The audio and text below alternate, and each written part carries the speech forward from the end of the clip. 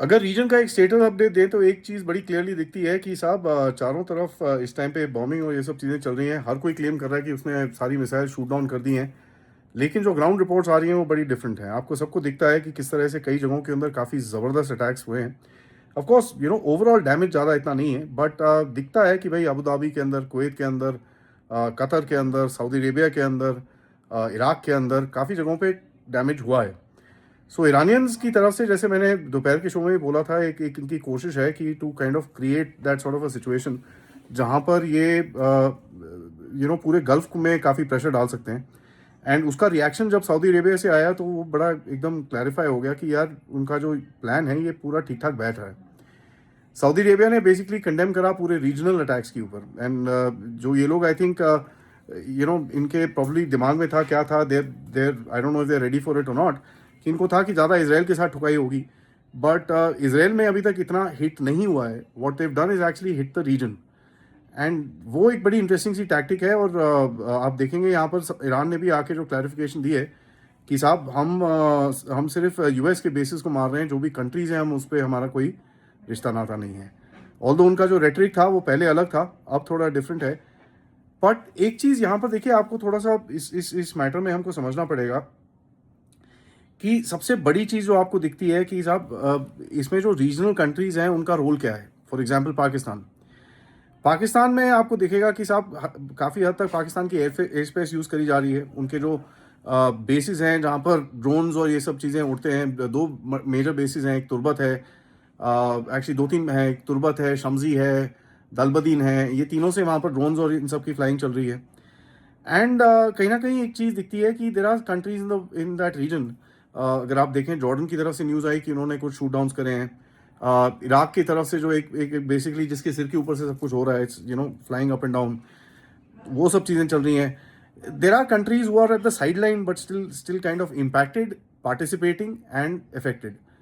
यहाँ पर एक बड़ा सवाल है कि ईरान के ऊपर जब अटैक्स हुए हैं उसके अंदर क्या सऊदी अरेबिया के कोई बेसिस यूज़ हुए हैं, क्या कतर की तरफ से यूज़ हुए हैं। जो पहले सऊदी अरेबिया ने तो एक स्टेटमेंट डाला था, मैं अपने बेसिस यूज़ नहीं होने दूंगा और ये सब चीज़ें।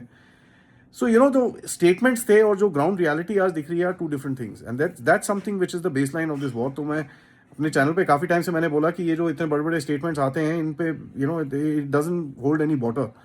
क्योंकि जब एक रीजनल गेम की बात आती है, अगर आप देखेंगे, Iran is also a problem for the Saudis. And तो अगर वो सऊदीज के लिए भी प्रॉब्लम है, तो सऊदीज भी थोड़ा चाहेंगे कि यार इसको सारे को थोड़ा सीधा करो, ताकि ये थोड़ा गेम खेले और हमारी तरफ थोड़ा बात करे और चीज़ें करे।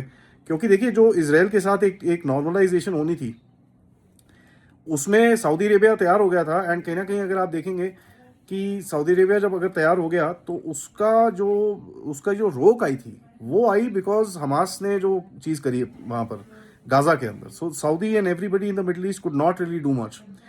एंड तो ये एक बड़ा एक गंदा सा कंडंड्रम हो गया बीच में। एंड यहाँ पर अगर आप देखते हैं तो it's quite a nuisance actually, जहाँ पर एक भी कोई एक प्रिसाइज पिक्चर आपको नहीं दिखती, जहाँ पर आप बोलो कि भाई हाँ जी ऐसा ही है, this is how the game will work and this is how it will happen. सबसे बड़ी चीज आपको यहां पर देखनी है is how, what is the end game. ठीक है, ये लोग क्या सोचते हैं एंड गेम। नो, इसराइल की तरफ से जो एंड गेम रखा गया है वो है कि कहीं ना कहीं we want to have a regime change. जैसे आज दोपहर में हमने गेब्रियल भाई से भी बात करी, वो भी यही चीज बोल रहे हैं। नाउ रजीम चेंज तो ठीक है, बट हु आफ्टर दैट, और उसके बारे में क्या डिस्कशंस हैं क्या नहीं है, अभी ये पब्लिक डोमेन में नहीं है। नाउ डज एरियल बॉम्बिंग आप जिस तरह से कर रहे हो, जिस तरह से आपका ये पूरा गेम चल रहा है, does that actually ensure रजीम change? वो क्या रजीम चेंज कर सकता है एरियल बॉम्बिंग? सिर्फ ओनली एरियल अटैक से आप रजीम चेंज कर सकते हो कि नहीं कर सकते, ये तो टाइम ही बताएगा, क्योंकि it's never been done before, right. तो how does this entire battle go forward, ये एक बड़ा इंटरेस्टिंग सी चीज़ रहेगी। बिकॉज देखिए, अमेरिकन की तरफ से तो एक वो रहेगा कि भैया ये छोटा रहे, it should not be big and it should not be long, because जहाँ लॉन्ग होगा वहाँ पर loss of life, loss of equipment, loss of other things happen, जहाँ पर एक अमेरिकन को सस्टेन करना थोड़ा डिफिकल्ट होगा। एंड स्पेशली उनकी एमिनेशन और ये सब चीज़ें इतने लेवल पे नहीं है कि they can do sustain bombings for a long time. Israel की तरफ भी देखें तो आपको ये दिखेगा कि there is a vulnerability. Israel अगर छोटा कंट्री है, 22,000, 23,000, 24,000 स्क्वायर किलोमीटर का कंट्री है, अगर वो मार खाना शुरू हो जाए तो फिर it becomes a grave big challenge. तो एक लिमिट है जितने टाइम के अंदर इसका ये चीज़ कर सकते हैं ना। इसी बीच में अगर ईरान सर्वाइव कर जाता है, ईरान बेसिकली सेज नहीं यार, I am gonna rough it out, जो मर्जी हो, मैंने टूटना नहीं है, रिजीम नहीं तोड़नी। तो अगर ईरान सर्वाइव कर जाता है तो ये पूरा जितना एफर्ट है इसमें इसराइल की नाक कटेगी। सबसे बड़ी नाक जो कटेगी वो अमेरिका की कटेगी कि भाई आपकी जो जितनी क्रेडिबिलिटी है वो खत्म होगी। आपने तो इतना सब कुछ बोला था, कुछ किया नहीं। और ट्रंप ने आके जो आज एड्रेस दिया है, वो that's a evil regime and this that, वो जो बड़ी बड़ी बातें उसने करी, यू नो, ये जब आप ऐसी चीज़ें करते हो तो होता क्या है कि साहब, होता क्या है कि कहीं ना कहीं आप एक एक्सपेक्टेंसी बना देते हो, और वो एक्सपेक्टेंसी जब आपकी होती नहीं है तो फिर गड़बड़ हो जाती है। So this is a big thing. And Trump की एडमिनिस्ट्रेशन का बड़ा क्लियर है कि आपको समझ में ये आना चाहिए कि if they are not able to actually do this, Trump का मिड टर्म्स गया तो ही is going to be putting a lot of pressure इस टाइम पे, and is going to be putting a lot of focus on the region. Now यहाँ पर जो sideline players हैं, इंडिया की तरफ से स्टेटमेंट आया कि भैया हम very clearly it said that हम दोनों देशों के साथ फ्रेंडली हैं and we don't want this something like this to happen. तो हम भैया बोलते हैं please calm down and don't escalate the situation. तो एक बड़ा बैलेंस का स्टेटमेंट है, और यही एक्सपेक्टेड था इंडिया की तरफ से कि ऐसे कुछ स्टेटमेंट आए। बट अगर आप देखें टर्की की तरफ से जो स्टेटमेंट आया है वो बड़ा ज़बरदस्त है कि साहब हम कभी ये नहीं चाहते थे, ये होना नहीं चाहिए, this is not all right and we don't accept this, और हम अपनी एयर स्पेस को यूज़ नहीं होने देंगे, हम अपने एरियाज़ को यूज़ नहीं होने देंगे। Now that this is basically a certain amount of defines. और टर्की के पास एक अपॉर्चुनिटी है थोड़ी बहुत डिफाइंस करने की, उसके आगे वो भी अगर करेगा तो फिर मार खाएगा। That becomes a grave big challenge for him. तो आप अगर देखेंगे अभी तक ग्राउंड ऑपरेशंस को कहीं पे स्टार्ट नहीं हुए हैं, कहीं पे भी पूरा जो एक फुल फ्लेजेड आप अगर ऑपरेशन बोलें कि वो स्टार्ट नहीं हुआ है। बॉम्बिंग, एरियल बॉम्बिंग चल रही है, इट्स बीन व्हाट, अभी 6:30 पौने 7 हो रहे हैं, तो it's been what 6.5-7 hours that this thing is started.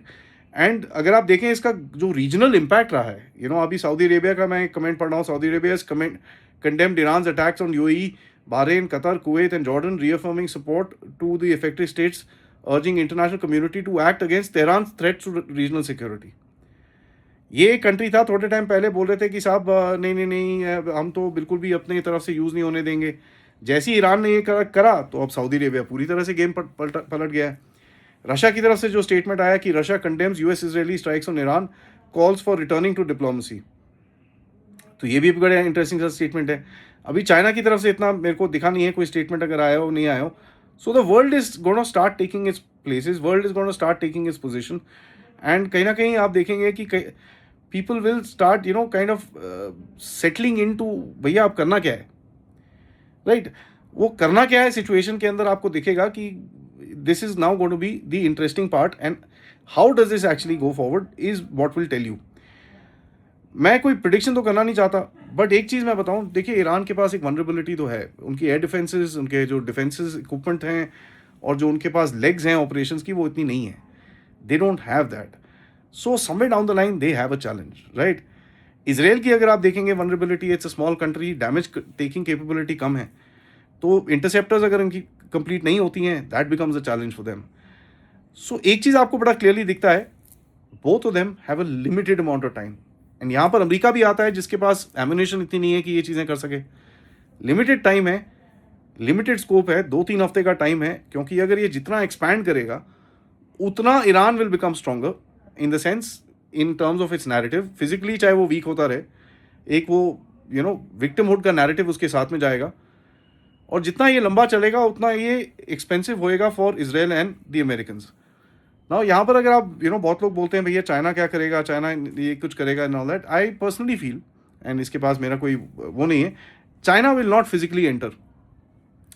चाहे वो पीछे से थोड़ा ईरान को सपोर्ट करता रहे, उसमें कोई डाउट नहीं है, but China will not physically enter this place, क्योंकि अगर वो फिजिकली एंटर करता है तो फिर there is gonna be problems. In any case आपके साथ हम मिलेंगे थोड़ा सा 10:15 बजे मेजर समरपाल सिंह तूर के साथ। Till then chill out, enjoy the Saturday, and we shall catch you at night. जय हिंद, जय Bharat, and of course guys sorry, मैं मेरा सिस्टम एक्चुअली अपडेट हो रहा था, so I could not record there, तो मैंने सोचा चलिए ऐसे ही रिकॉर्ड कर देते। नॉर्मली मैं ऐसे शॉर्ट्स रिकॉर्ड करता हूँ अपने फ़ोन के ऊपर, but sorry for this, but I thought I must give you this update. So video को लाइक करिए, सब्सक्राइब करिए, and don't forget to support the channel. जय हिंद।